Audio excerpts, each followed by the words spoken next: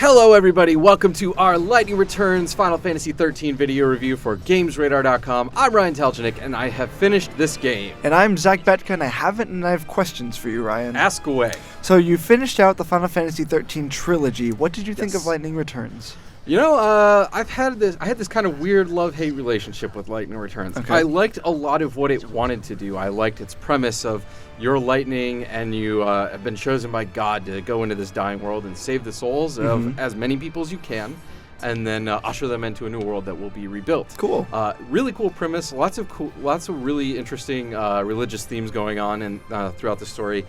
And I really liked the idea of you're kind of running around trying to help as many people as you can, or like gather up all these souls. Combat is really, really fun, but the big problem with this game for me was that its structure just isn't fun. So it kind of works like this, right? Okay. Like there's an in-game clock that constantly counts down toward the end of the world. Okay. And you have a limited amount of days to basically grind as many side quests as you possibly can, because by completing them, you get souls. Okay. You also get, that's the only way you make lightning stronger in terms of getting more HP or So there's attack no leveling damage system or Yeah, anything? there's no leveling system. You do this all by grinding side quests. And if you get enough souls from completing these, you can extend the amount of days you have until the world's end up to a maximum of 13. Okay. Right?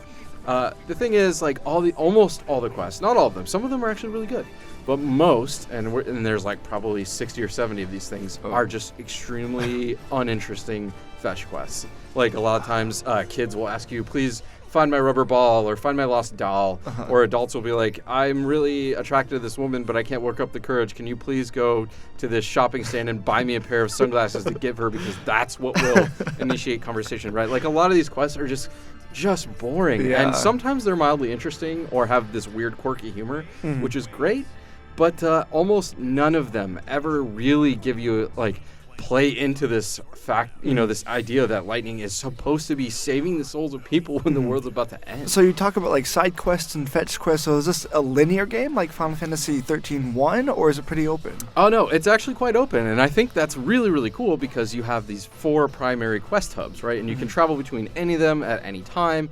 All of them have a bunch of side quests in them to do. Okay. And it's great if you get stuck on some quests in one area, you can just hop over to the next zone and try picking up some quests there. You can even tackle the main quest, the story progressing stuff in each of the zones in whatever order you want. I mean, there is a sort of progression to it that you'll find from playing the game. Yeah. But you can try and do it however you want to, which is great. Yeah, but so there are 4 zones and you have access to all of them from the start of the game? Yep, and the bummer is once you really start exploring these zones, you kind of start to feel like they're just really empty. There's nothing really too interesting ever happening in them, and especially in one of the zones called the Dead Dunes, right? Like, it is just a vast desert.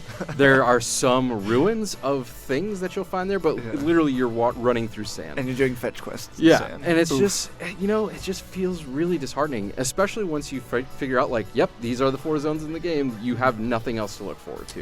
Okay. And, one of the cool things about JRPGs that I like is you never really know where you're going next, and you're going through these vast worlds, and it's kind of like this big adventurous thing, whereas this is like, okay, I have these 4 places, and while they're initially cool and big, the more you spend time in them, the less big they feel. Okay.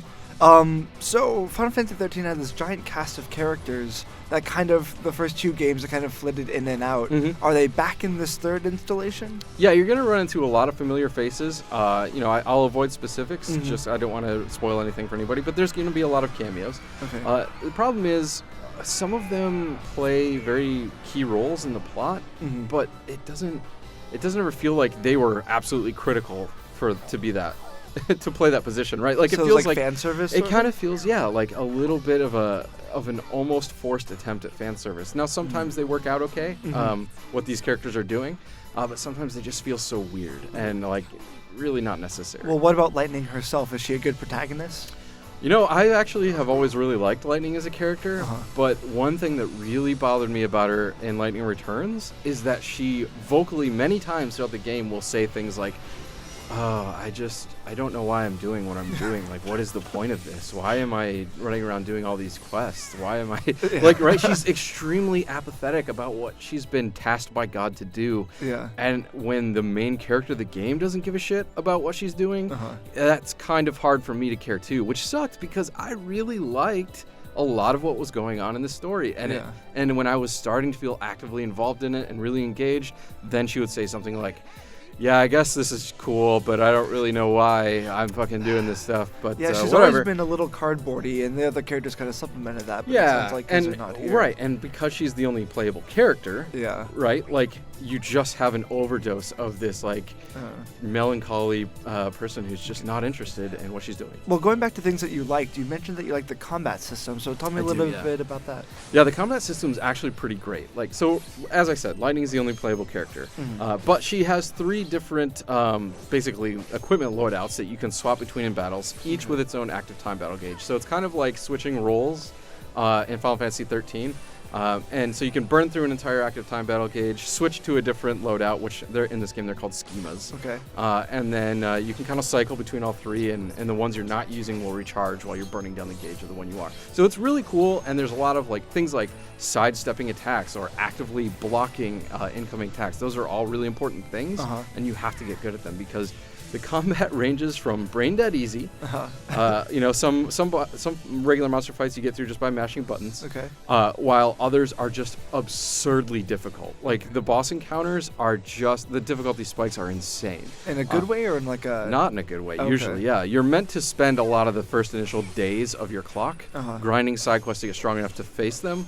And when the combat strikes that perfect balance of like challenge and engagement, it's great. Like few fights in JRPGs are as rewarding as these. Cool.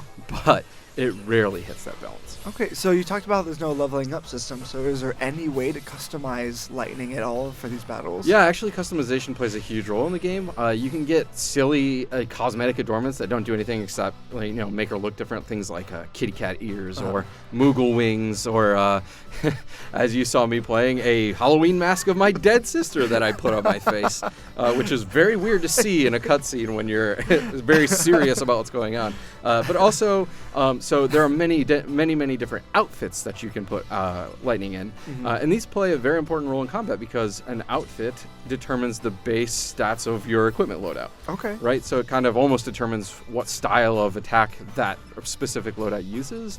Problem is, some of those outfits are a little, I don't know. I guess garish is a word I could possibly use. Like, it's weird to see the Lightning, or the savior of the world dressed up in a sexy swimsuit or a weird, sexy devil Halloween costume, or like all these some of the costumes are totally fine, but some of them are just like way too skimpy and bizarre. Yeah. And it just really, again, goes against, the like premise of the game. It just doesn't mesh well. And that's really what this game is like all the way through. Okay, well, taking everything into account, what score did you give this game? Well, I Lightning Returns was a game that I had many problems with, but it's also kind of weird in that it grows on you over time, and it's not terrible, it's just not that fun. In the end, I ended up giving Lightning Returns a 2.5 out of 5. That wraps up our video review for Lightning Returns Final Fantasy XIII. Be sure to subscribe to our videos if you want to see more in the future, and of course follow us on Facebook and Twitter, and check us out at GamesRadar.com.